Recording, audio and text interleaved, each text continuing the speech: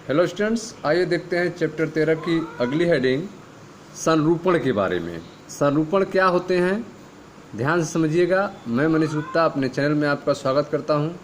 तो आइए दोस्तों स्टार्ट करते हैं। संरूपण। एल्केनों में कार्बन कार्बन सिग्मा आबंध होता है। एल्केन जो हैं आपस में कार्बन कार्बन से जुड़े होते हैं, जिनके बीच में सिग्मा आबंध होता है। कार्बन कार्बन आबंध के अंतर्नाभिकीय अक्ष के चारों ओर सिग्मा आणविक कक्षक के इलेक्ट्रॉन का वितरण सममित होता है। कार्बन कार्बन आबंध के अंतर्नाभिकीय अक्ष के चारों ओर सिग्मा आणविक कक्षक के इलेक्ट्रॉन का वितरण जो होता है वह सिमेट्री रूप में होता है, सममित होता है। इस कारण कार्बन कार्बन एकल आबंध के चारों ओर मुक्त घूर्णन होता है। इसके कारण जो है कार्बन कार्बन सिंगल बॉन्ड के चारों ओर फ्री रोटेशन होता है, मुक्त घूर्णन होता है। इस घूर्णन के कारण त्रिविम में अणुओं की विभिन्न त्रिविम विन्यास होते हैं। इस घूर्णन के कारण 3D स्ट्रक्चर में त्रिविम में अणुओं के विभिन्न त्रिविमीय विन्यास होते हैं। ठीक है, तो एल्केन में कार्बन कार्बन सिग्मा आबंध होता है।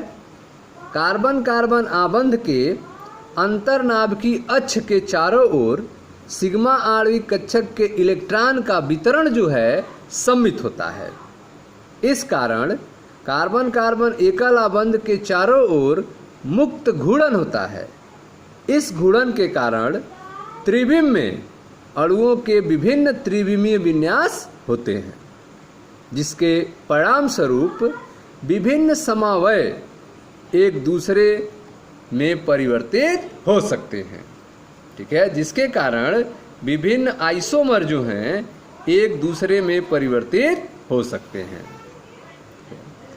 ऐसे परमाणुओं की त्रिविम व्यवस्थाएं जो कार्बन कार्बन एकल आबंध के घूर्णन के कारण एक दूसरे में परिवर्तित हो जाती हैं, संरूपणी समवाय या घूर्णी कहलाती है।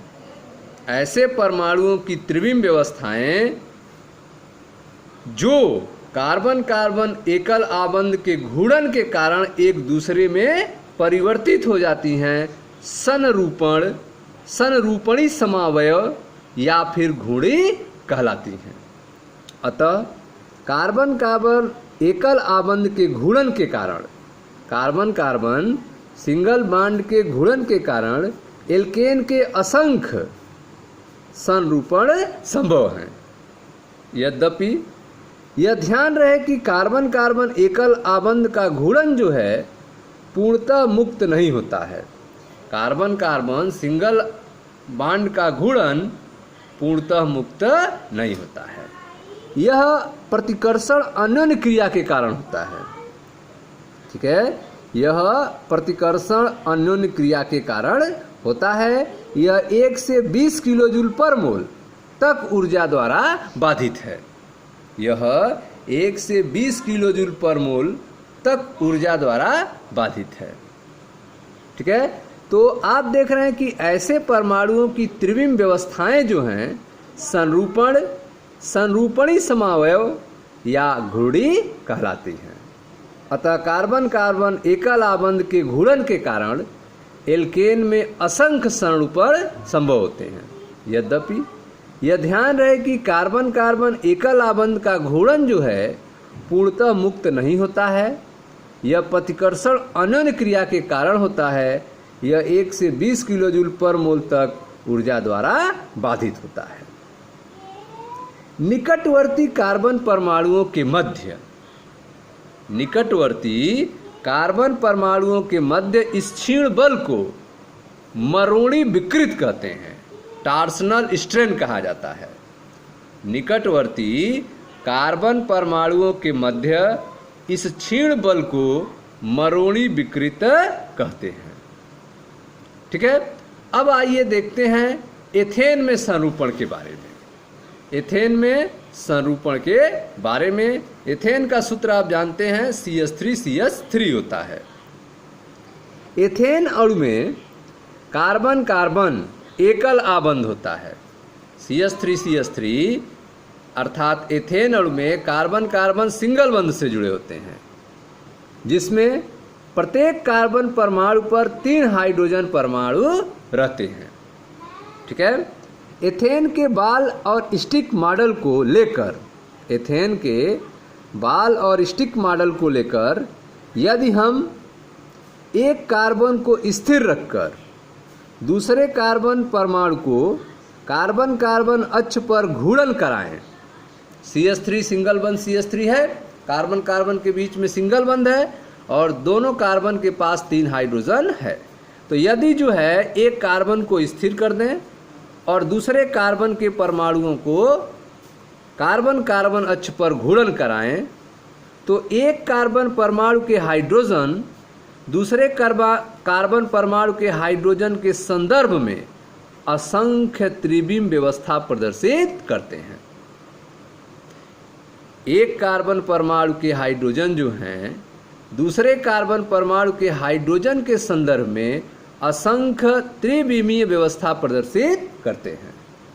इन्हें संरूपणीय समवाय कहा जाता है। इन्हें संरूपणीय समवाय अर्थात संरूपण कहा जाता है। अतः एथेन के असंख्य संरूपण होते हैं। एथेन के असंख्य संरूपण होते हैं।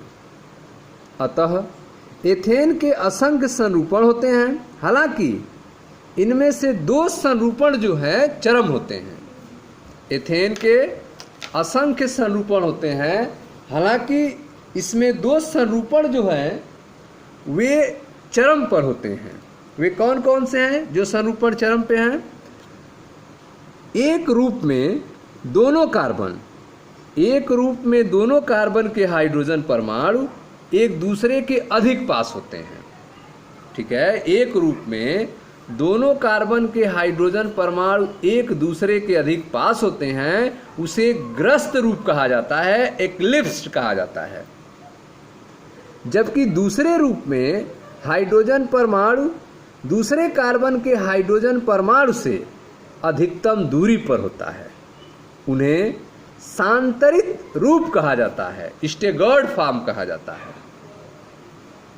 ठीक है। इसके अलावा कोई भी मध्यवर्ती संरूपण विषम तलीय संरूपण कहलाता है, स्क्रीव कहलाता है। ठीक है। तो इस तरह से आपने देखा कि एथेन के असंख्य संरूपण होते हैं, लेकिन इनमें से 2 संरूपण जो हैं महत्वपूर्ण होते हैं, चरम पर होते हैं। एक रूप में दोनों कार्बन के हाइड्रोजन परमाणु एक दूसरे के अधिक पास हो जाते हैं, उसे ग्रस्त रूप कहा जाता है, इक्लिप्स्ड कहा जाता है। जबकि दूसरे रूप में हाइड्रोजन परमाणु दूसरे कार्बन के हाइड्रोजन परमाणु से अधिकतम दूरी पर होते हैं, उन्हें सांतरित रूप कहा जाता है, स्टेगर्ड फॉर्म कहा जाता है। इसके अलावा कोई भी मध्यवर्ती संरूपण विषम तलीय संरूपण कहलाता है, स्क्रीव कहलाता है। ठीक है। यह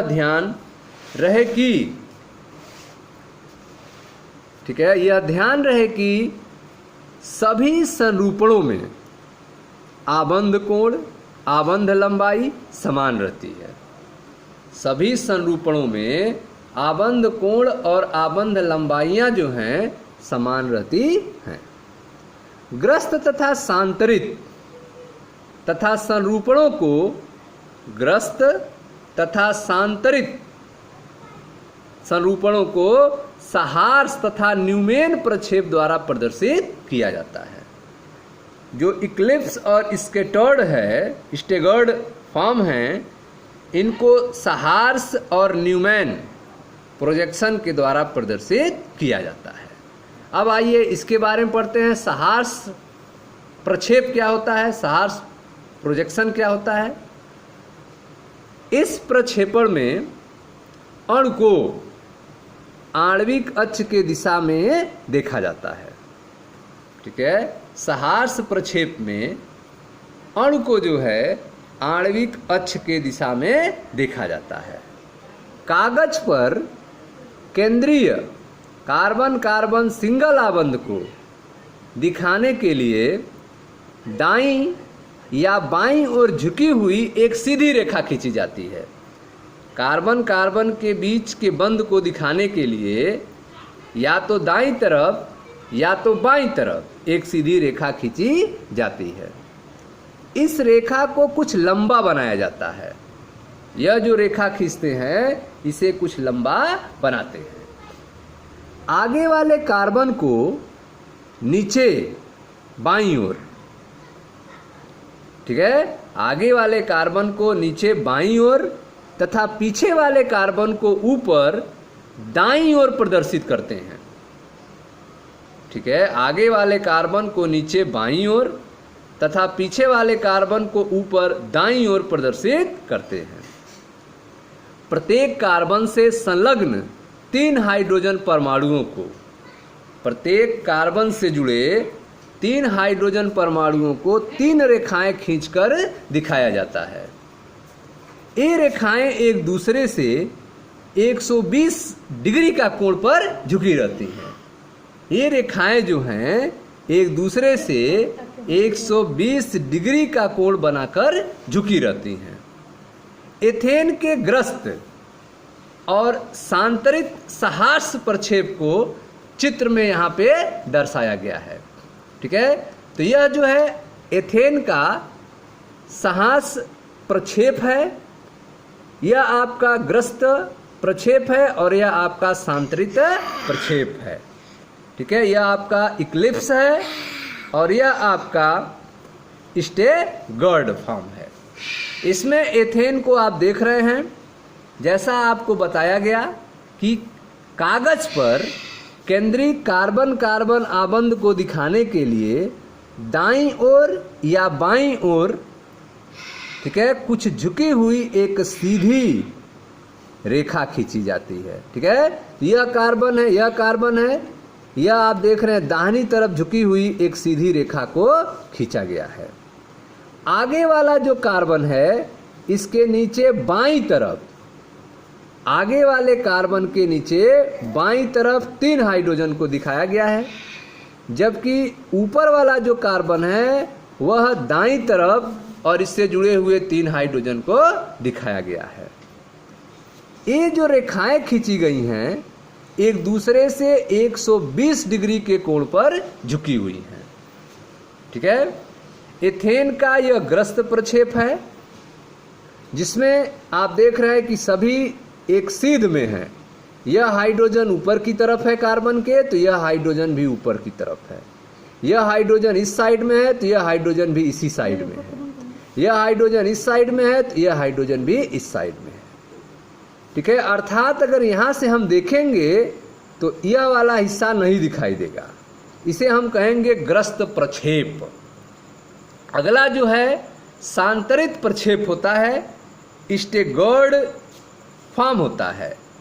इसका फिगर भी आप देख रहे हैं जिसमें आप आगे और पीछे वाले दोनों को देख सकते हैं।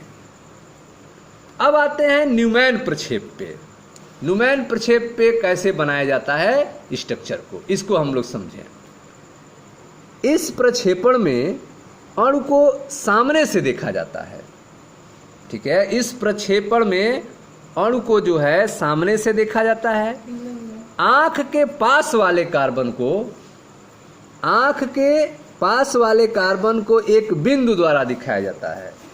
आंख के पास वाला जो कार्बन है उसको एक बिंदु के रूप में दिखाया जाता है और उससे जुड़े 3 हाइड्रोजन परमाणु को 120 डिग्री कोण पर खींची 3 रेखाओं के द्वारा दर्शाया जाता है। ठीक है, तो आप देख रहे हैं यहाँ पे एथेन का न्यूमैन प्रक्षेप को बनाया गया है जिसमें आंख के पास वाले कार्बन को यह एक बिंदु के रूप में दिखाया गया है। यह पॉइंट आंख के पास वाले कार्बन को एक बिंदु के रूप में दिखाया गया है और उससे जुड़े 3 हाइड्रोजन परमाणु को 120 डिग्री कोण पर खींची 3 रेखाओं के सिरे पर लिखकर प्रदर्शित किया जाता है। ठीक है, तो 120 डिग्री के कोण पर यह 3 रेखाएं खींची गई हैं जिससे जुड़े हुए हाइड्रोजन को दिखाया गया है। ठीक है, पीछे जो आंख से दूर है वाले कार्बन को एक वृत्त के द्वारा दर्शाए जाते हैं। यह पीछे वाला कार्बन है जिसको एक वृत्त के द्वारा दर्शाया गया है। ठीक है, पीछे वाले कार्बन को एक वृत्त के द्वारा दर्शाया जाता है तथा इससे आबंधित हाइड्रोजन परमाणुओं को वृत्त की परिधि से, ठीक है, यहां से स्टार्ट करते हैं, वृत्त की परिधि से परस्पर 120 डिग्री के कोण पर स्थित 3 छोटी रेखाओं से जुड़े हुए दिखाया गया है। ठीक है, तो वृत्त के परिधि से यह छोटी रेखाओं के द्वारा इन हाइड्रोजनों को दिखाया गया है जो 120 डिग्री के कोण पर स्थित हैं। ठीक है, तो यह जो है एथेन का ग्रस्त रूप है और यह एथेन का सांतरित रूप है जिसमें घूर्णन कोण या मरोड़ी कोण या द्वितल कोण को भी दिखाया गया है। घूर्णन कोण या मरोड़ी कोण या द्वितल कोण को भी प्रदर्शित किया गया है स्टेगर्ड रूप में। ठीक है, तो न्यूमैन प्रक्षेपण में अणु को सामने से देखा जाता है। आंख के पास वाले कार्बन को एक बिंदु के द्वारा दिखाया जाता है और उससे जुड़े 3 हाइड्रोजन परमाणु को 120 डिग्री के कोण पर खींची हुई 3 रेखाओं के सिरे पर लिखकर प्रदर्शित किया जाता है। ठीक है, आंख से दूर वाला जो कार्बन है उसको एक वृत्त के रूप में दर्शाया जाता है तथा इससे आबंधित हाइड्रोजन परमाणुओं को वृत्त की परिधि से, यह वृत्त की परिधि है, वृत्त की परिधि से परस्पर 120 डिग्री के कोण पर स्थित 3 छोटी रेखाओं के द्वारा जुड़े हुए हाइड्रोजन को दिखाया जाता है। एथेन का न्यूमैन प्रक्षेपण चित्र में दिखाया गया है जिसमें एक ग्रस्त रूप है और एक सांतरित रूप है। ठीक है, अब आगे देखते हैं संरूपणों का आपेक्षिक अस्थायित्व के बारे में। जो कन्फर्मर्स हैं, संरूपण हैं, उनका अस्थायित्व कैसा होता है इसके बारे में जानिए। जैसा पहले बताया जा चुका है कि एथेन के सांतरित रूप में, एथेन के जो सांतरित रूप हैं उसमें कार्बन हाइड्रोजन आबंध के इलेक्ट्रॉन क्लाउड्स जो हैं एक दूसरे के अधिकतम दूरी पर होते हैं। एथेन के सांतरित रूप में कार्बन हाइड्रोजन आबंध के इलेक्ट्रॉन अभ्र एक दूसरे से अधिकतम दूरी पर होते हैं, अतः उनमें न्यूनतम प्रतिकर्षण बल, न्यूनतम ऊर्जा तथा अणु का अधिकतम स्थायित्व होता है। ठीक है, जो एथेन का सांतरित रूप है उसकी न्यूनतम ऊर्जा होती है और अणु का अधिकतम स्थायित्व होता है। क्यों होता है? क्योंकि एथेन के सांतरित रूप में कार्बन हाइड्रोजन आबंध के इलेक्ट्रॉन अभ्र जो हैं, इलेक्ट्रॉन क्लाउड्स जो हैं, एक दूसरे से अधिकतम दूरी पर होते हैं, अतः उनमें न्यूनतम प्रतिकर्षण बल, न्यूनतम ऊर्जा तथा अणु का अधिकतम स्थायित्व होता है। जबकि दूसरी ओर जब सांतरित को ग्रस्त रूप में परिवर्तित करते हैं, जब सांतरित को ग्रस्त रूप में परिवर्तित करते हैं तब कार्बन हाइड्रोजन आबंध के इलेक्ट्रॉन क्लाउड जो हैं एक दूसरे के इतने निकट होते हैं कि उनके इलेक्ट्रॉन क्लाउड्स के मध्य प्रतिकर्षण बढ़ जाता है।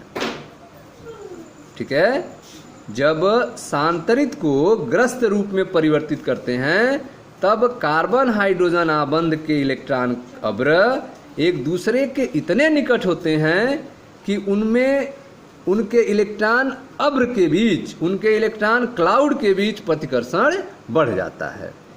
इस बढ़े हुए प्रतिकर्षण बल, ठीक है, इस बढ़े हुए प्रतिकर्षी बल को दूर करने के लिए अणु में कुछ अधिक ऊर्जा निहित होती है। ठीक है, इस बढ़े हुए प्रतिकर्षी बल को दूर करने के लिए अणु में कुछ अधिक ऊर्जा निहित होती है, इसलिए इसका स्थायित्व तो कम हो जाता है।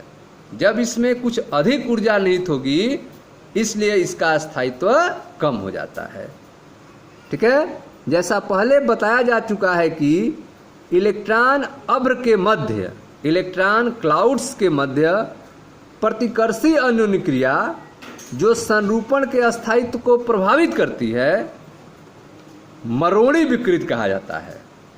इलेक्ट्रॉन क्लाउड के मध्य प्रतिकर्षी अन्योन्य क्रिया जो संरूपण के स्थायित्व को प्रभावित करती है को मरोड़ी विकृत कहते हैं। मरोड़ी विकृत का परिमाण जो है कार्बन कार्बन एकल आबंध के घूर्णन कोण पर निर्भर करता है। मरोड़ी विकृत का परिमाण वैल्यू एकल आबंध के घूर्णन कोण पर निर्भर करता है। इस कोण को द्वितल कोण या मरोड़ी कोण भी कहा जाता है।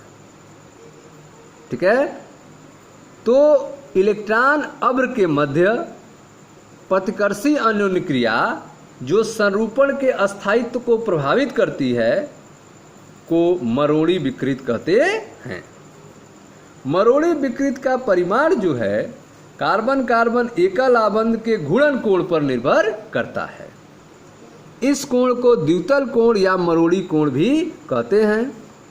एथेन के सभी संरूपणों में, एथेन के सभी संरूपणों में मरोड़ी कोण सांतरित रूप में न्यूनतम होता है जबकि ग्रस्त रूप में अधिकतम होता है। ठीक है, एथेन के सभी संरूपणों में मरोड़ी कोण जो है सांतरित रूप में न्यूनतम तथा ग्रस्त रूप में अधिकतम होता है। अतः सांतरित संरूपण ग्रस्त प्रक्षेप की तुलना में अधिक स्थायी होता है।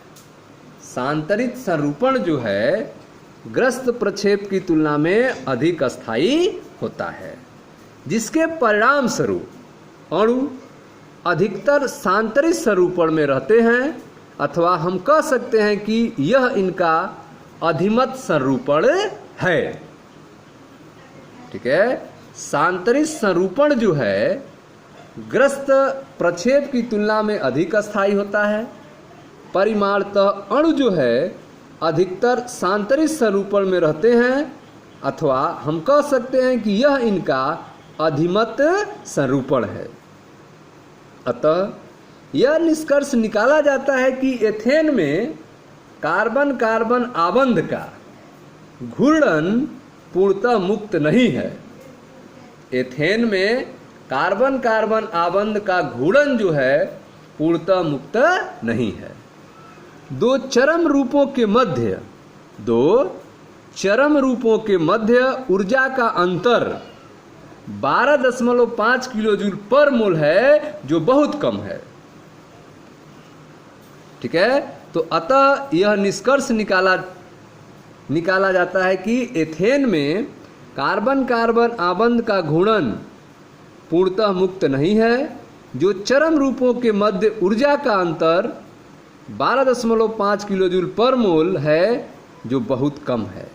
सामान्य ताप पर अंतरा आणविक संघट्यों के द्वारा, सामान्य ताप पर अंतरा आणविक संघट्यों के द्वारा एथेन अणु में तापीय तथा गतिज ऊर्जा होती है।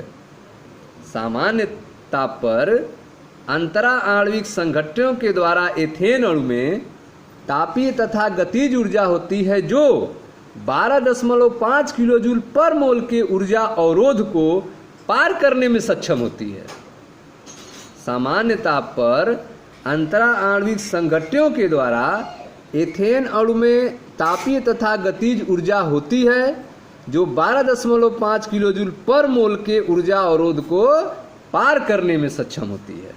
अतः एथेन में कार्बन कार्बन एकल आबंध का घूर्णन सभी प्रायोगिक कार्य के लिए लगभग मुक्त होता है।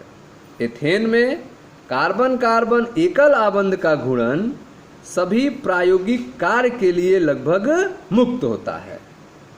एथेन के संरूपणों को पृथक तथा वियोजित करना संभव नहीं है।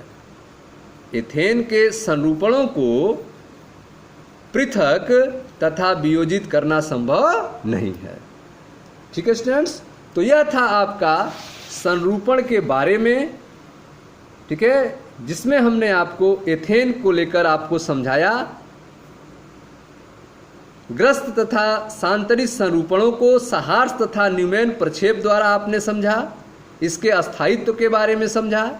मैं मनीष गुप्ता अपने चैनल में आपका स्वागत करता हूं। वीडियो को लाइक करें, शेयर करें, चैनल को सब्सक्राइब करें। धन्यवाद दोस्तों।